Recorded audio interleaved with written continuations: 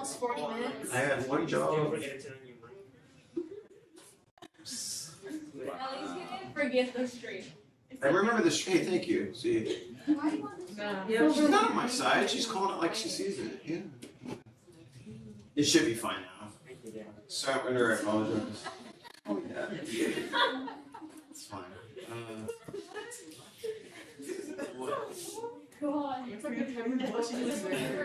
Tom, can we adopt Gabe into our family? Gabe, how old are you?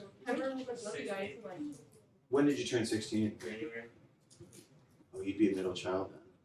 Yeah, you're in our family now. Okay, so that makes Tom a middle child, which is just right. I need to show You're a big fan. Tom emancipates himself. Don't make anyone a middle child. It's horrible. Oh, no, I'm with you. Well, then you know. So why would you put your children in that position? Because I do know. Don't lecture me, Lexi. And when How it dare you, sucks. sir? know You're the youngest. You have no idea what we go through. No, it doesn't. You just You have no middle child. Parents need to adopt Tommy when he leaves our house. So. older child? Yeah, but you're still spoiled. Is he older than you? June 30th, he turned 16. He's older. Oh, then you'd be the middle child. Oh, that. Let's overload the courts with adoption swaps, where we just start. Yeah, that's the thing. Oh yeah, no, I would do that. You'd be the middle child. You'd be the middle child. Yeah, he's in 8. Okay. Wait, no, he'd be older than you. He'd be the baby. Yeah, okay. No. You'd be the baby. Wait, what? No. I heard that. Can I use your pool if you get adopted by them? Yes. Okay. He's so good. Can I be adopted by your family? Peter's my dad. I love that side. Well, I've got my niece-in-law now. I've got the Indian there. She's half Indian, half Mexican. Her dad's Sikh. And her mom's Hispanic. So, the food at the wedding was mixed. Well, it was mostly Indian at the wedding. Yeah. Yeah, it was mostly Indian food. It was really good. So I'm glad we have that in our family now. Because the food was... Okay, Ionic Character. Oh, did you guys still need that? Okay. So, Ionic Character is something they'll ask about in the homeworks on Albert and on the AP test possibly. Here's what Ionic Character is. It's a way of measuring basically electronegativity differences in ionic compounds. The problem with all of this stuff is there's a range. We talked about this. It's not all ionic or all covalent. Okay, there are a range of things. We're going to look at some in-betweeners on the next slide. So lithium fluoride and cesium fluoride, I give you the electronegativity values, and it says that should be which has more ionic character, not as more. Okay. Asmore, my new fake name when I sub for other teachers on my credit. Mr. Asmore. It was Hofbrinkel when I had Bozo's class that did it. You're what? Mr. Hofbrinkel. Wait, you actually did that? I put that on the board, but half of them knew it was me. Only half. Maybe more. Yeah, just take the big thing and sign it. Should be fine. Right here. Yes. Have you seen a Mark Whalian? Oh. Sure, Karen. Have to. Guys, I love me, but I mean, you're doing your schoolwork and you're not just drawing and making stuff. Nothing, Dad. Why does your door stay open? It's broken. It's a ghost. My door's gonna love me, so like I need. Oh, I said it on the video. It's gonna love me. Oh, dang, I was gonna do it, but. Did the ghost shut the door finally? Yeah. Okay. Ghost All shut right. the Good.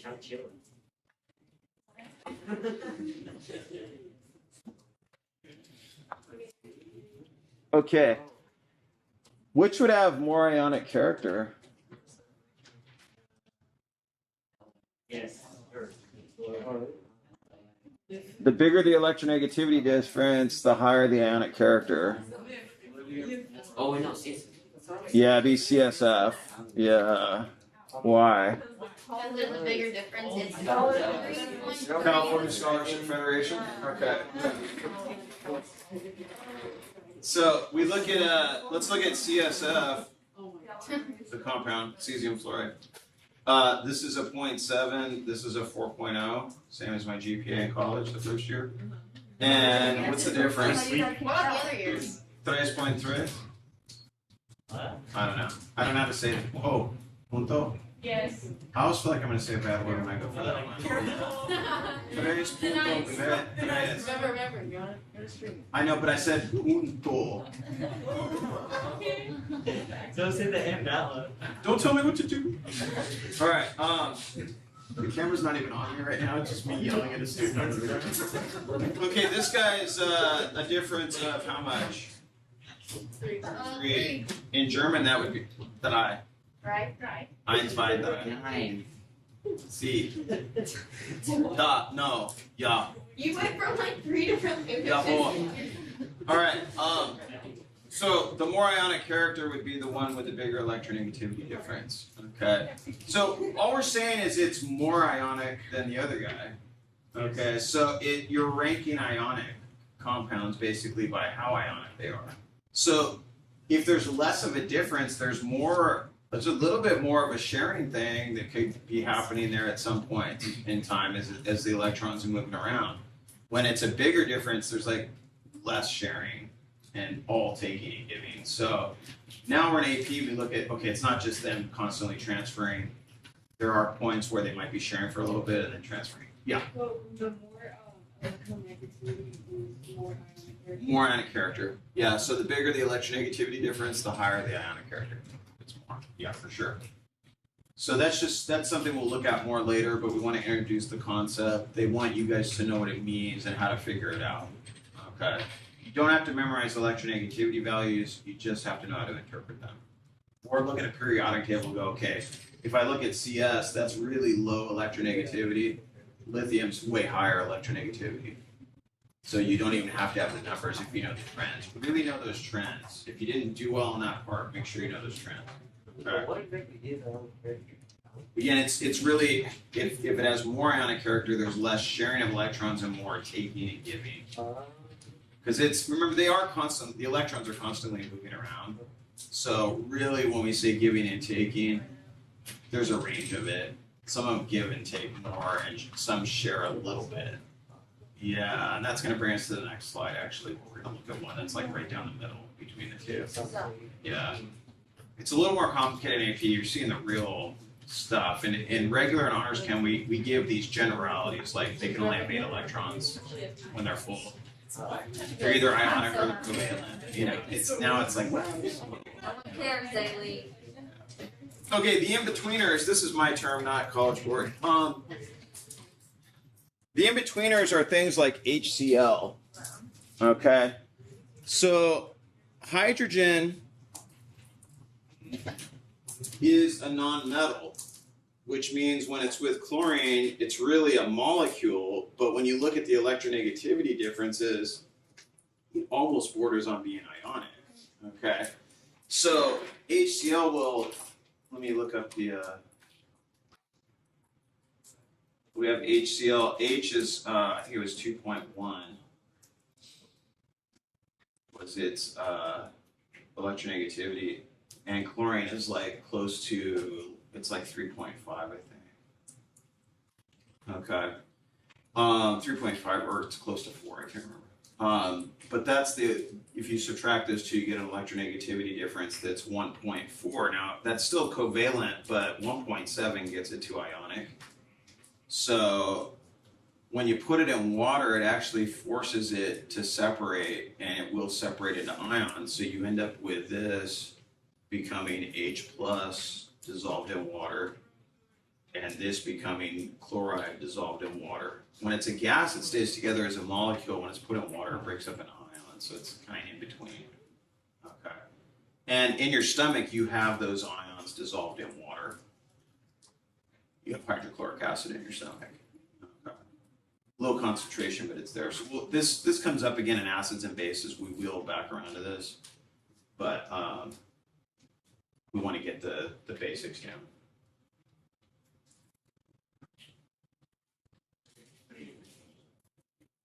I threw this slide in this year just because I kind of want to attack it early before we get to acids and bases, so when we get there, we're not wasting time trying to figure out why a molecule breaks up into ions. Swimming pools have this in there too. They call it muriatic acid at Home Depot if you're trying to buy your own. Yeah. It's pretty concentrated for the swimming pool. It's about half the 12 molar that we use in here. Okay. So, oh, thank you. Really angry.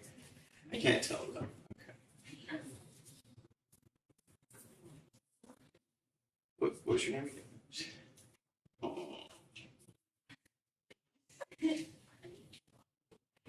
Really did. She drops the class. It's too late. Next semester. No. No. Shut up.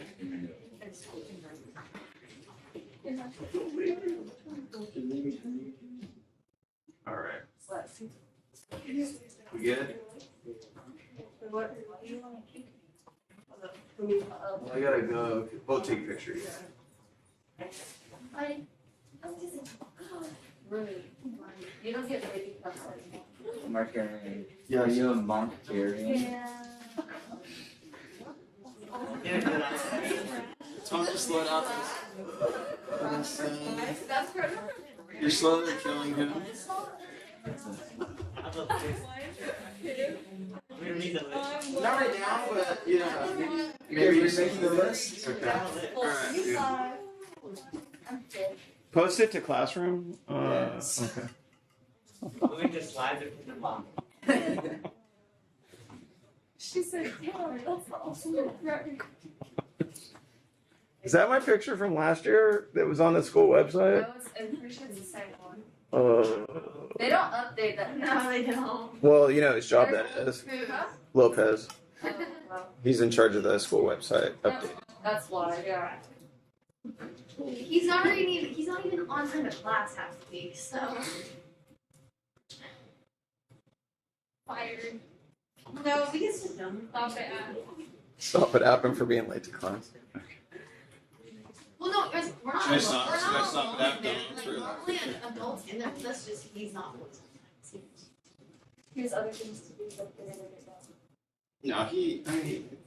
Well, normally because he's. I like him as a No. like I like. the He's guy. normally arguing with the district because they won't approve stuff for us, but then remember when we had that food frenzy? Yeah. We put it called food frenzy? Yeah. Well, South had one last week and they called it food frenzy. Yeah. Really? Yes. They don't Okay, cover let's food frenzy. just for purposes of the class here, let's that was my fault for bringing that up. Okay. Metallic bonds are the only ones where the electrons are delocalized. Now, localized means stuck in those general areas. Delocalized means what?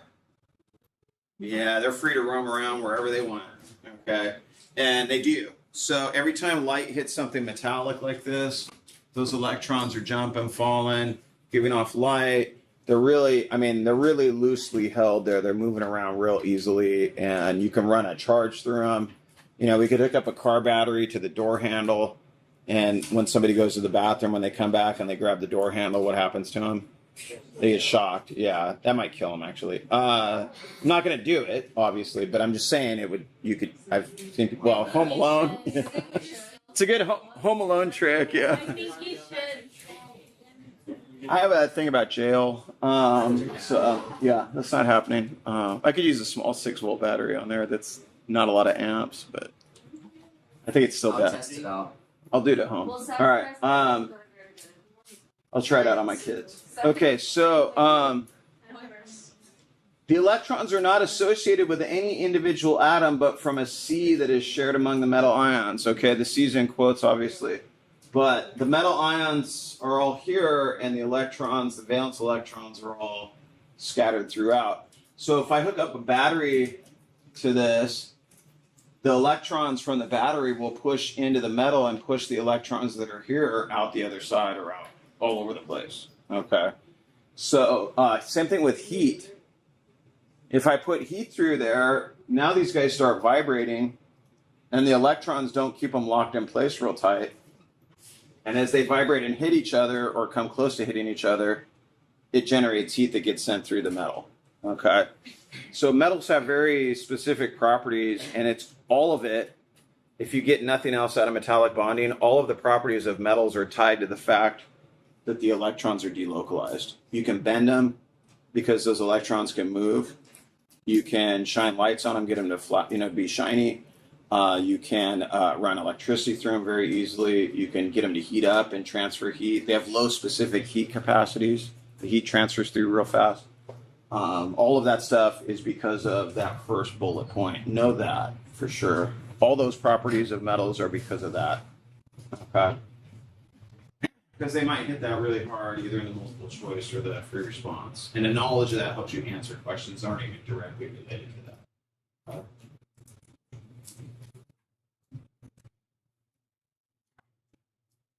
It's not a rote test in the multiple choice where they're like, what is the definition of metallic bonding? I mean, they'll say which best describes a metallically bonded substance. Yeah.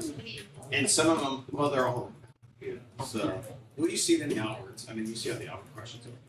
Yeah. Then there's like 3 correct answers you like. That's right. Don't worry. All right, let's go to 2.2 just to get it started today. The 2.1 is due Monday by 11:59, so you have all day Monday too. The lab report's due Tuesday. 2.2 I'm not going to assign for a while until we get through the notes for this. Well, it'll be next week you'll get those. Okay. For me, that's a while. So intermolecular force, remember, that's between molecules or atoms or any particles, and potential energy is what this one goes into. And this graph is very popular on the AP test. Albert has a bunch of questions on this thing. And let's just talk about how this works. Now, remember that particles are attracted to each other because they either want electrons or they want to get rid of electrons, okay, to do that. So when two atoms get together, say it's two atoms of hydrogen, like we see here, they will find the proper distance from each other, which will give them the lowest possible potential energy, meaning they want to go to low stored energy. Okay. Now, hydrogen has a low energy state, but if you light it with a match, it will react as H2 gas with O2 gas to make water, and it will break those guys apart. But it still goes to its lowest. We're not saying it's completely low, we're just saying it goes to the lowest it can go. Okay. So we've got the two particles split here. They get near each other in a tank of hydrogen gas, and they're like, hey, he has one electron. That guy's got one electron. What do you think they want to do? How many do they want total? 2, because they're small. He's got one, he's got one. What do they decide to do? Share. Yeah, they come together.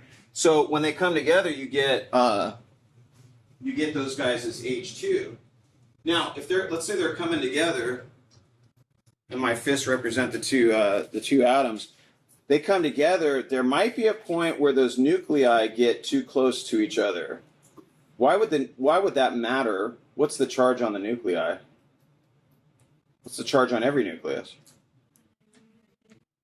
Positive. Why is it positive? What's in the nucleus?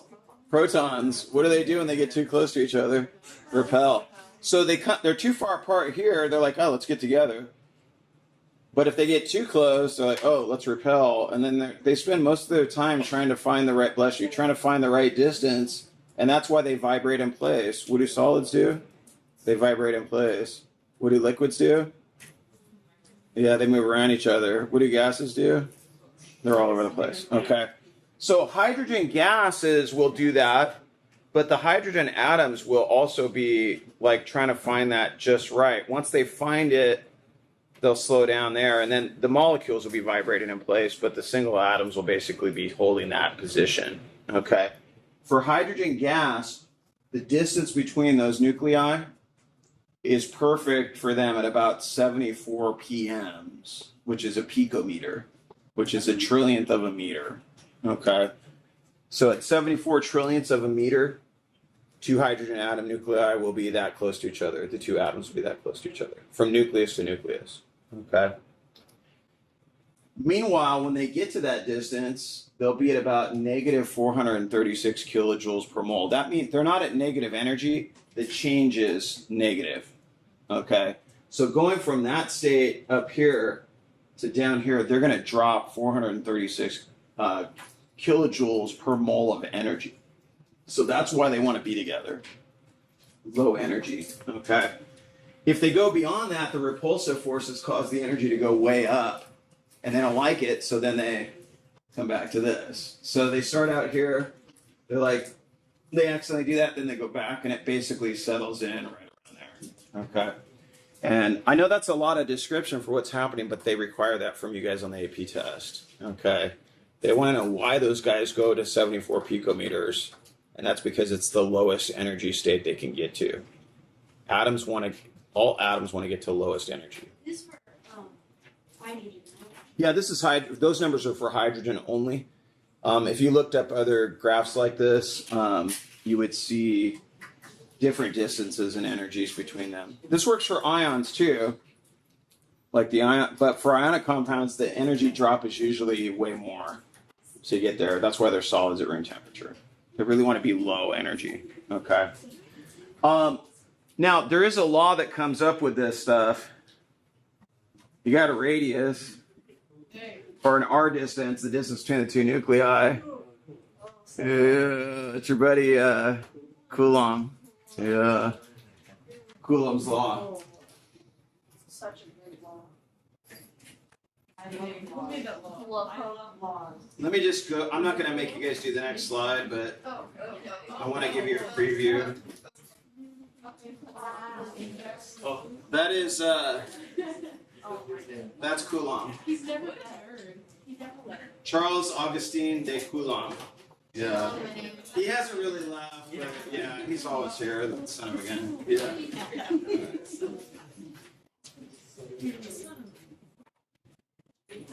So Monday we'll wrap up 2.2 and get into 2.3 with Ionic and Coulomb, and then we'll be good to go.